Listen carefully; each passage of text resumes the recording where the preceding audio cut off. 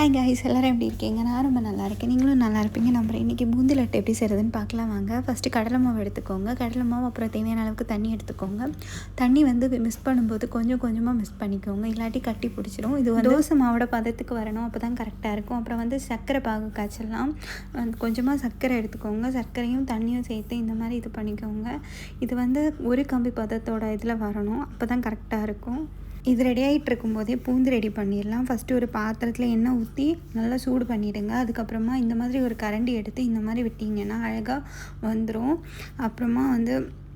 அப்புறமா எல்லா பூந்தியும் பொரிச்சதுக்கப்புறமா மிக்ஸ் பண்ணிடலாங்க. முதல்ல ஒரு கடாயில் கொஞ்சமாக நெய் விட்டு எண்ணெய் நல்லா முந்திரி வறுத்தெடுத்துக்கோங்க. அப்புறமா நம்ம செஞ்சு வச்சுருந்த அந்த பாகும் இதுவுமே சேர்த்து நல்லா மிக்ஸ் பண்ணிக்கலாம்.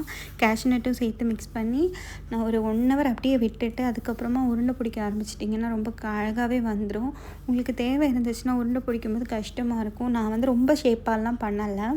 நீங்கள் கொஞ்சமாக எடுத்து மாற்றி வச்சுட்டு மிக்சியில் போட்டு அரைச்சிக்கோங்க. அரைச்சி எடுத்திங்கன்னா உருண்டை பிடிக்கும்போது கொஞ்சம் உருட்டும் போது கரெக்டான ஷேப்பில் வரும். Okay bye. சேனல் பிடிச்சிருந்தா சப்ஸ்கிரைப் பண்ணிக்கோங்க.